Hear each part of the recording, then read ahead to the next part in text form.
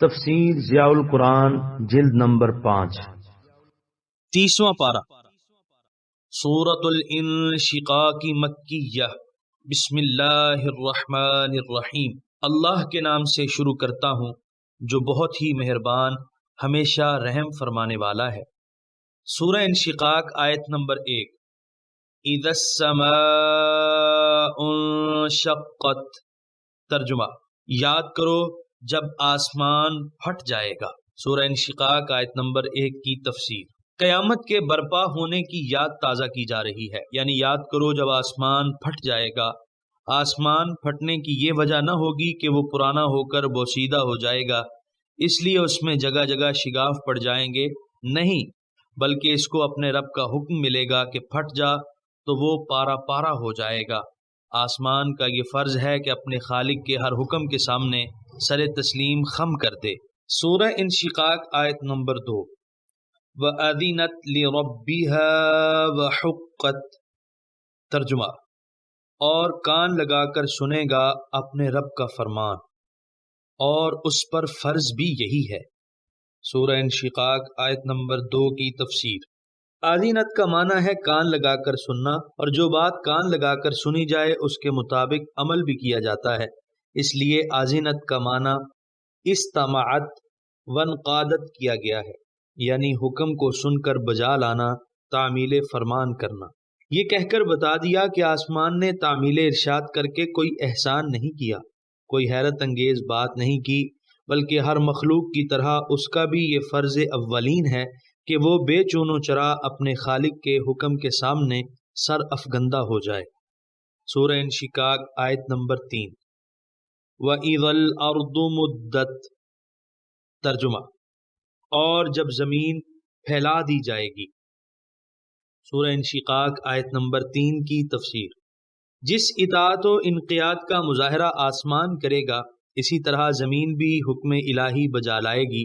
جب اسے حکم ملے گا کہ بچھ جا، ہموار ہو جا، تجھ میں کوئی نشیب و فراز باقی نہ رہے، تو اونچے اونچے پہاڑ مٹی کا ڈھیر بن کر نشیبی جگہوں کو پر کر دیں گے، سمندروں کی گہرائیاں بھی بھر جائیں گی، ایک وسیع و عریض سپاٹ میدان بن جائے گا، یہاں سب جن و انس دس بستہ حاضر کر دیے جائیں گے۔ سورہ انشقاق آیت نمبر 4 وَأَلْقَتْ مَا فِيهَا وَتَخَلَّتْ، ترجمہ اور باہر پھینک دے گی جو کچھ اس کے اندر ہے اور خالی ہو جائے گی۔ سورہ انشقاق آیت نمبر 4 کی تفسیر، اس کے شکم میں جتنے لوگ اس وقت تک مدفون ہوں گے اور جو خزانے اپنی تہوں میں اس نے سمیٹ رکھے ہوں گے، حکم الہی ملتے ہی زمین ان سب کو اگل دے گی۔ سورہ انشقاق آیت نمبر 5 وَأَذِنَتْ لِرَبِّهَا وَحُقَّتْ، ترجمہ اور کان لگا کر سنے گی اپنے رب کا فرمان، اور اس پر فرض بھی یہی ہے۔ سورہ انشقاق آیت نمبر 6 یا ایہا الانسان انک کادح الی ربک کدحا فملاقیہ، ترجمہ اے انسان تو محنت سے کوشاں رہتا ہے اپنے رب کے پاس پہنچنے تک، بس تیری اس سے ملاقات ہو کر رہتی ہے۔ سورہ انشقاق آیت نمبر 6 کی تفسیر، کادح یکدح کدحا فہو اکتسابہ بمشقۃ، یعنی کسی چیز کے حصول و کسب میں محنت و مشقت اٹھانا قدح کہلاتا ہے۔ ابو اسحاق کہتے ہیں کہ لغت عرب میں اس کا مفہوم یہ ہے کہ انسان دنیا و آخرت کے سلسلے میں کسی کام میں کوشاں ہو، اس کے دل میں اس کی خواہش بھی ہو اور اس کی یہ کوشش لگاتار جاری رہے، ان سب امور کے مجموعے کو قدح کہتے ہیں۔ آیت کا مفہوم یہ ہے کہ تو خواہ طالب دنیا ہو یا طالب عقبہ، دونوں صورتوں میں تو بڑی جانفشانی سے اپنے کاموں کی انجام دہی میں کوشاں رہتا ہے، ہر قسم کی صعوبت کو برداشت کرتا ہے، اور یہ سلسلہ جاری رہتا ہے یہاں تک کہ تیرے رب سے تیری ملاقات کا وقت، یعنی تیری موت کا وقت آ جائے۔ اس وقت تیری جد و جہد ختم ہو جاتی ہے اور اس کے بعد اپنے اعمال شاقہ کا پھل کھانے کا وقت آ جاتا ہے۔ فاملاقی فرما کر بتایا، پس انسان کو وہ پھل ضرور مل کر رہتا ہے۔ علامہ آلوسی لکھتے ہیں، یعنی تو اپنے اچھے یا برے اعمال کو انجام دینے میں محنت و مشقت سے کام لیتا رہتا ہے یہاں تک کہ اپنے رب سے تیری ملاقات کا یعنی تیری موت کا وقت آ پہنچتا ہے۔ سورہ انشقاق آیت نمبر 7۔ فَأَمَّا مَنْ أُوتِيَ كِتَابَهُ بِيَمِينِهِ، ترجمہ، پس جس کو دیا گیا اس کا نامہ عمل اس کے دائیں ہاتھ میں۔ سورہ انشقاق آیت نمبر 8۔ فَسَوْفَ يُحَاسَبُ حِسَابًا يَسِيرًا، ترجمہ، تو اس سے حساب آسانی سے لیا جائے گا۔ سورہ انشقاق آیت نمبر 9۔ وَيَنْقَلِبُ إِلَىٰ أَهْلِهِ مَسْرُورًا، ترجمہ، اور واپس لوٹے گا اپنے گھر والوں کی طرف شاداں و فرحاں۔ سورہ انشقاق آیت نمبر 7 تا 9 کی تفسیر۔ ہر شخص روز قیامت بارگاہ خداوندی میں پیش کیا جائے گا۔ جنہوں نے اپنی یہ زندگی اس کی یاد اور اس کی عبادت میں گزاری ہوگی، وہ جب پیش ہوں گے تو ان کا نامہ عمل ان کے دائیں ہاتھ میں پکڑایا جائے گا اور ان سے بڑا آسان حساب لیا جائے گا۔ زیادہ چھان بین نہیں کی جائے گی۔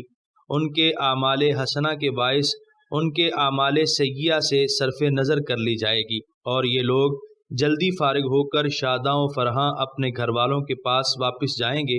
ام المؤمنین حضرت عائشہ صدیقہ رضی اللہ عنہا سے مروی ہے کہ نبی کریم صلی اللہ علیہ وآلہ وسلم نے فرمایا، جس سے حساب لیا جائے گا وہ ہلاک ہو جائے گا۔ میں نے عرض کیا، یا رسول اللہ صلی اللہ علیہ وسلم، میں آپ پر قربان جاؤں، کیا یہ اللہ کا فرمان نہیں ہے؟ وَأَمَّا مَنْ أُوتِيَ، یعنی یہ تو سرسری پیشی ہوگی، لیکن جس کے ساتھ حساب کے وقت سوال جواب شروع ہو گیا وہ تو مارا گیا۔ اللہ تعالیٰ شفیع المذنبین کے طفیل ہمارا نامہ عمل ہمارے دائیں ہاتھ میں دے اور ہم سے آسان آسان حساب لے، آمین ثم آمین۔ سورہ انشقاق آیت نمبر 10۔ وَأَمَّا مَنْ أُوتِيَ كِتَابَهُ وَرَاءَ ظَهْرِهِ، ترجمہ، اور جس بد نصیب کو اس کا نامہ عمل پس پشت دیا گیا۔ سورہ انشقاق آیت نمبر 11۔ فَسَوْفَ يَدْعُو ثُبُورًا، ترجمہ، تو وہ چلائے گا، ہائے موت، ہائے موت۔ سورہ انشقاق آیت نمبر 10 اور 11 کی تفسیر۔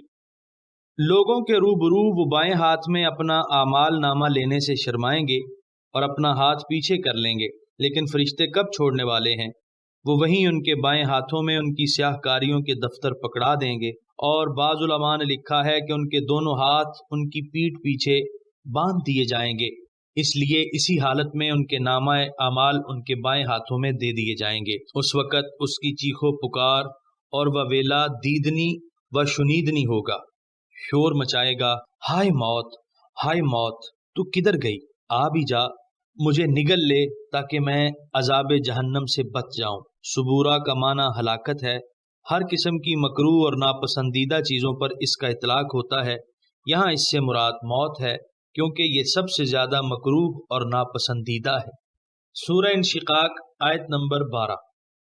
وَيَصْلَىٰ سَعِيرًا، ترجمہ، اور داخل ہوگا بھڑکتی آگ میں۔ سورہ انشقاق آیت نمبر 13۔ إِنَّهُ كَانَ فِي أَهْلِهِ مَسْرُورًا، ترجمہ، بے شک وہ دنیا میں اپنے اہل و عیال میں خوش و خرم رہا کرتا تھا۔ سورہ انشقاق آیت نمبر 12 اور 13 کی تفسیر۔ اس کی یہ حالت کیوں ہوگی؟ وجہ بتائی جا رہی ہے کہ وہ دنیا میں گلچھرے اڑاتا رہا، خود بھی عیش کرتا رہا اور اپنے اہل و عیال کو بھی عیش کراتا رہا۔ کبھی اس کو بھولے سے بھی یہ خیال نہ آیا کہ اسے ایک روز اللہ تعالیٰ کے روبرو پیش ہونا ہے اور اپنی خرمستیوں اور بدعمالیوں کا جواب دینا ہے۔ اسی خود فراموشی کا نتیجہ صاحب بہادر آج دیکھ رہے ہیں۔ سورہ انشقاق آیت نمبر 14۔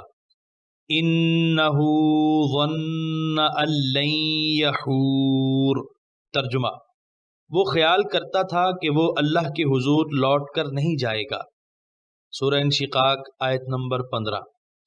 بَلَىٰ إِنَّ رَبَّهُ كَانَ بِهِ بَصِيرًا، ترجمہ، کیوں نہیں، اس کا رب اسے خوب دیکھ رہا تھا۔ سورہ انشقاق آیت نمبر 16۔ فلا اقسم بالشفق، ترجمہ پس میں قسم کھاتا ہوں شفق کی، سورہ انشقاق آیت نمبر 17۔ واللیل وما وسق، ترجمہ اور رات کی اور جن کو وہ سمیٹے ہوئے ہے، سورہ انشقاق آیت نمبر 18۔ والقمر اذا اتسق، ترجمہ اور چاند کی جب وہ ماہ کامل بن جائے، سورہ انشقاق آیت نمبر 19۔ لَتَرْكَبُنَّ طَبَقًا عَنْ طَبَقٍ، ترجمہ تمہیں بتدریج زینہ بزینہ چڑھنا ہے، سورہ انشقاق آیت نمبر 19 کی تفسیر۔ 3 چیزوں کی قسم کھانے کے بعد فرمایا کہ تم منزل پہ منزل بڑھتے چلے جاؤ گے۔ رحم مادر سے تم دنیا میں آئے، بچپن سے جوانی، جوانی سے بڑھاپا، صحت سے بیماری، قوت سے ضعف، خوشحالی سے بدحالی، ان مرحلوں کو طے کرتے ہوئے قبر میں آ گئے، پھر قیامت کو دامن جھاڑ کر اٹھ کھڑے ہوگے، پھر خدا معلوم کیسی کیسی حالتوں سے گزرتے ہوئے اپنے ابدی مقرر اور آخری ٹھکانے پر پہنچو گے، سورہ انشقاق آیت نمبر 20۔ فما لهم لا يؤمنون، ترجمہ پس انہیں کیا ہو گیا ہے کہ یہ ایمان نہیں لاتے، سورہ انشقاق آیت نمبر 20 کی تفسیر۔ ان تغیرات کا تم اپنی ذات میں اور اپنے ارد گرد پھیلی ہوئی وسیع کائنات میں ہر لحظہ مشاہدہ کر رہے ہو، پھر بھی قیامت پر ایمان نہیں لاتے۔ وقوع قیامت میں جو حکمتیں اور انسانی اصلاح میں اس کے جو اثرات ہیں ان کو تسلیم نہیں کرتے، بڑے تعجب کی بات ہے، سورہ انشقاق آیت نمبر 21۔ وَإِذَا قُرِئَ عَلَيْهِمُ الْقُرْآنُ لَا يَسْجُدُونَ، ترجمہ اور جب ان کے سامنے قرآن پڑھا جاتا ہے تو سجدہ نہیں کرتے۔ یہ آیت سجدہ تھی، لہٰذا سننے والوں پر سجدہ کرنا واجب ہے، سورہ انشقاق آیت نمبر 21 کی تفسیر۔ اور ستم یہ ہے کہ قرآن کریم کی آیتیں جن کی تاثیر سے پتھر بھی پگھل جاتے ہیں اور پہاڑوں پر بھی لرزہ طاری ہو جاتا ہے، وہ ان کے سامنے تلاوت کی جاتی ہیں لیکن یہ کوئی اثر قبول نہیں کرتے، انہیں سن کر بھی ان کے سر اپنے رب کے حضور سجدہ ریز نہیں ہوتے، سورہ انشقاق آیت نمبر 22۔ بل الذین کفروا یکذبون، ترجمہ بلکہ یہ کفار اسے الٹا جھٹلاتے ہیں، سورہ انشقاق آیت نمبر 22 کی تفسیر۔ متاثر ہونا یا سجدے میں سر جھکانا تو رہا ایک طرف، یہ ظالم ان کو الٹا جھٹلانا شروع کر دیتے ہیں، کبھی کہتے ہیں یہ جادو ہے، کبھی کہتے ہیں یہ ان کا خود ساختہ کلام ہے، کبھی کہتے ہیں ان کو کسی جن نے یہ سکھایا ہے، اس سے سیکھ کر ہمیں یہ سنانے لگتے ہیں، العیاذ باللہ، سورہ انشقاق آیت نمبر 23۔ واللہ اعلم بما یوعون، ترجمہ اور اللہ خوب جانتا ہے جو ان کے دلوں میں بھرا ہوا ہے، سورہ انشقاق آیت نمبر 23 کی تفسیر۔ یوعون یعنی جو کفر و عداوت ان کے سینوں میں بھرا ہوا ہے، اللہ تعالیٰ اسے خوب جانتا ہے۔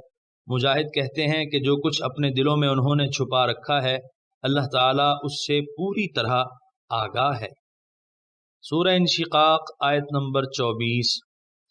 فبشرہم بعذاب علیم، ترجمہ پس آپ انہیں خوشخبری سنائیں دردناک عذاب کی، سورہ انشقاق آیت نمبر 24 کی تفسیر۔ یہ نابکار حق ناشناس اس بات کے مستحق ہیں کہ انہیں آپ دردناک عذاب کی بشارت دیں، سورہ انشقاق آیت نمبر 25۔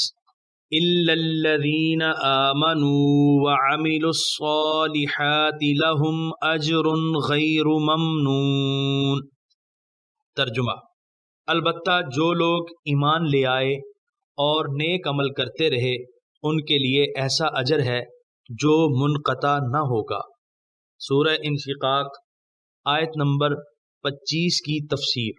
ان کا تو یہ حشر ہوگا، لیکن جو لوگ سچے دل سے ایمان لے آئے اور ایمان کے تقاضوں کو ملحوظ خاطر رکھتے ہوئے نیک اعمال کرتے رہے انہیں اجر ملے گا، اجر بھی ایسا جو کبھی منقطع نہیں ہوگا، عبدالآباد تک ان پر نوازشات اور انعامات کا سلسلہ جاری رہے گا۔ اپنے رب کریم کے لطف و کرم سے ہمیشہ ہمیشہ بہرہ اندوز ہوتے رہیں گے۔ اللہم لک الحمد ولک الشکر ومنک التوفیق، اللہم وفقنا لما تحب وترضى وتقبل منا ما نقدح ونسعى انك سميع الدعاء، رب ارحمهما كما ربياني صغيرا، وصلى الله تعالى على حبيبنا وشفيعنا وطبيب قلوبنا وشفاء ارواحنا محمد وآله واصحابه وبارك وسلم تسليما كثيرا كثيرا۔ یہاں پر سورہ انشقاق مکمل ہوئی اور یہاں پر 30ویں پارے کا 9واں رکوع مکمل ہوا۔